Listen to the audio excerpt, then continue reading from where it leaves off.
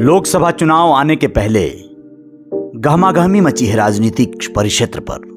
बहुत ज्यादा उतार चढ़ाव उथल पुथल मचा है राजनीति के गलियारों में, नेताओं की जिंदगियों में। अब आप लोग जैसा कि जानते हैं, विगत दिनों जौनपुर की लोकसभा सीट जैसे घोषणा हुई कि वहां पर एक बड़े पूर्व कांग्रेसी नेता चुनाव लड़ने आएंगे, तो यहां पर माहौल बिल्कुल एक अलग दिशा में चला गया। यहां पर एक बड़े नेता हुआ करते हैं धनंजय सिंह।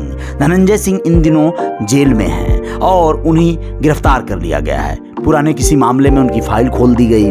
अब आप लोगों को बता दें जरा, एक प्रकाशित हुआ है दैनिक भास्कर अखबार में आशीष कुमार शुक्ला की रिपोर्ट। मैं उसके तहत आप लोगों को बताना चाहता हूं, उस व्यक्ति के संदर्भ में जो यहां प्रकाशित हुआ है उसी को पढ़कर हूबहू सुनाना चाहूंगा। यहां पे लिखा गया है कि पूर्वांचल को लेकर एक कहावत है, यहां की मिट्टी और आबो हवा में बहुत लोहा है, इस कारण यहां के लोग बहादुर, गुस्सैल और किसी से डरने वाले नहीं होते हैं। पूर्वांचल की मिट्टी ने देश को एक तरफ जहां बड़े नेता, साहित्यकार और कलाकार दिए हैं, वहीं दूसरी तरफ सबसे बड़े माफिया का भी जन्म यही हुआ है। ठेकेदारी के दम पर राजनीति में आए और आतंक का दूसरा नाम बन गए कई एक ऐसे दिग्गज। हम बात कर रहे हैं इस समय पूर्व सांसद धनंजय सिंह का। जौनपुर के संभ्रांत परिवार के धनंजय सिंह ने पढ़ाई के लिए लखनऊ विश्वविद्यालय में दाखिला लिया। विश्वविद्यालय में अपनी धाक जमाई, फिर रेलवे रोड कंस्ट्रक्शन के ठेकों में गुंडा टैक्स वसूलने लगे। 90 का दशक, 2 मर्डर में नाम आने के बाद धनंजय सिंह पूर्वांचल का एक बड़ा नाम बन गया। कई जिलों की पुलिस तलाश में जुट गई।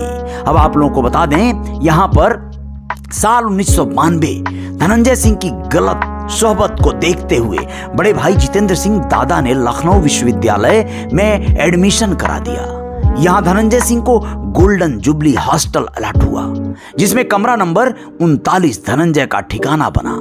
आगे चलकर इसी कमरे में छात्र राजनीति, आपराधिक गतिविधियां और ठेके पट्टेदारी की प्लानिंग शुरू हो गई। गोल्डन जुबली हॉस्टल में पहले से ही अभय सिंह, अरुण उपाध्याय, केडी सिंह और बबलू काका जैसे बड़े नामवर लोग रहते थे। आगे चलकर इसमें से कई लोग अपराध और राजनीति में बड़े नामदार बन गए। ऐसे में धनंजय को उनके बीच रहकर अपना नाम बनाना था। परिवार का दबाव बना तो धनंजय पढ़ाई पर ध्यान देने लगे, लेकिन यहाँ के माहौल से खुद को बचा न सके। यूनिवर्सिटी में एडमिशन लिए हुए नए छात्रों का इंट्रोडक्शन हो रहा था, तभी छात्रों से उनके सीनियर उनके भविष्य के गोल पूछ रहे थे। नए लड़कों की भीड़ में धनंजय सिंह भी खड़े थे। सीनियर ने धनंजय से उनका गोल पूछा। धनंजय ने बोला, जिस दिन 25 साल का हो जाऊंगा विधायक बन जाऊंगा। धनंजय का कॉन्फिडेंस देख सभी चौंक गए। उसी समय बात उठी कि बिना दबंग बने तो राजनीति संभव नहीं है। इसके बाद क्या था? हथियारों के बारे में पूछा गया।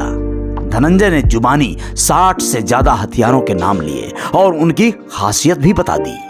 धनंजय का क्लियर माइंडसेट देखकर सारे छात्र नेता दंग रह गए। धनंजय के लिए तालियां बजी।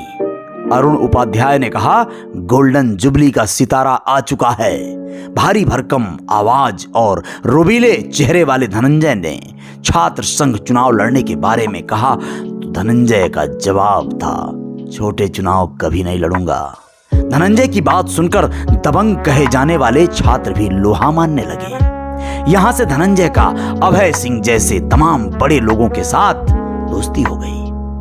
लखनऊ विश्वविद्यालय के हॉस्टल में कई दबंगों का कब्जा था, लेकिन सबसे ज्यादा अदावत हबीबुल्लाह हॉस्टल और गोल्डन जुबली में थी, क्योंकि यहां लखनऊ विश्वविद्यालय के सबसे दबंग लोग रहा करते थे। ऐसे में हबीबुल्लाह गुट और गोल्डन जुबली गुट आमने सामने आते ही रहते थे। हबीबुल्लाह हॉस्टल में अनिल सिंह बीरू, अनिल सिंह आजमगढ़, ओमकार भारती दादा, धर्मेंद्र सिंह समेत कई बड़े नेता रहते थे, छात्र नेता। जबकि गोल्डन जुबली हॉस्टल में अभय सिंह, धनंजय सिंह और अरुण उपाध्याय जैसे दबंग मौजूद थे। मारपीट होने पर हबीबुल्लाह गुट भारी पड़ता था। यह बात धनंजय को खटकती थी। धनंजय हमेशा इस बात पर जोर देते थे कि विश्वविद्यालय समेत पूरी राजधानी में सिर्फ हमारे हॉस्टल गुट की ही चलनी चाहिए। उसने पूरे हॉस्टल को एकजुट करने की ठान ली। सितंबर का महीना था, साल था 1993। हबीबुल्लाह हॉस्टल के छात्रों ने धनंजय गुट के एक लड़के की पिटाई कर दी। इस बात की खबर मिली तो धनंजय 20 से 25 लड़कों के साथ बाइक से हबीबुल्ला हॉस्टल की ओर चल पड़े। इनमें से धनंजय समेत कई लड़के असलहों से लैस थे। हबीबुल्ला हॉस्टल से कुछ दूरी पर उन्हें धर्मेंद्र सिंह आता दिखाई पड़ा। धनंजय ने उसे घेर लिया और उसको बुरी तरह से पीटा। धनंजय का गुस्सा यहीं नहीं रुका। हबीबुल्ला हॉस्टल पर रौब जमाने के लिए हवाई फायरिंग भी की गई और असलहा धर्मेंद्र को सटा दिया गया। धमकी भी दी गई कि आइंदा धनंजय गुट के किसी भी लड़के से कोई भिड़ा तो यहीं गोलियां सीने में उतार दी जाएंगी। इस घटना के बाद से ही विश्वविद्यालय के छात्राओं ने धनंजय का एक अलग तरह से रौब देखा। यहां पर छात्रों में धनंजय का खौफ बैठ गया। इसके बाद क्या था, धनंजय ने पूर्वांचल गुट बनाया। गोल्डन जुबली के कमरा नंबर 39 से वसूली का खेल शुरू हुआ। कमरा नंबर 39 में धनंजय दरबार लगाने लगा। छात्रों के अलावा लोग दरबार में आने लगे और अपनी समस्या बताते। रौब बढ़ाने के लिए धनंजय उन समस्याओं को हाथों हाथ पटाने लगे। किसी को लेटर लिखना हो या फिर अपने आदमी को वहां भेजकर समस्या खत्म करना हो, उसकी आदत में शुमार हो गया। 1994 चुनाव हुआ तो धनंजय का गुट अध्यक्ष पद का चुनाव हार गया। इस चुनाव में ब्रह्मबख्श सिंह गोपाल अध्यक्ष बने, लेकिन विश्वविद्यालय में धनंजय का नाम तेजी से उभरा। लोगों में धनंजय का खौफ बढ़ता ही चला गया। 90 के दशक में ठेके पट्टे में रोड कंस्ट्रक्शन और रेलवे के ठेके पट्टे थे। इसमें भी रेलवे का स्क्रैप सबसे मुनाफे वाला बिजनेस था। हालांकि राजधानी लखनऊ में इस धंधे में उस वक्त सबसे बड़ा नाम अजीत सिंह का था। यूपी में कोई भी ठेका पट्टा बिना अजीत सिंह की मर्जी के नहीं मिल सकता था। धनंजय सिंह को भी इसी धंधे में कूदना था। उसने अपने गुर्गों से अधिकारियों का अपहरण और उन्हें धमकाना शुरू कर दिया, जिससे अधिकारियों में धनंजय का खौफ बढ़ने लगा। धनंजय खुद ठेका नहीं लेता था, वह ठेका मैनेज करता और जो भी लेता उससे गुंडा टैक्स वसूलता था। धनंजय के बढ़ते खौफ के आगे अजीत सिंह की भी नहीं चली। ऐसे में अजीत ने धनंजय सिंह के आगे घुटने टेक दिए, जिसके बाद रेलवे और रोड कंस्ट्रक्शन के ठेकों में धनंजय सिंह की तूती बोलने लगी। 7 मार्च 1997 लखनऊ के ला मार्टिनियर के स्पोर्ट्स टीचर फ्रेडरिक गोम्स की गोली मारकर हत्या कर दी गई। कुल 18 राउंड फायरिंग की गई थी, जिसमें से 8 गोलियां लगी थी। पुलिस ने जांच शुरू की तो सबसे पहले आशनाई के एंगल पर जांच हुई।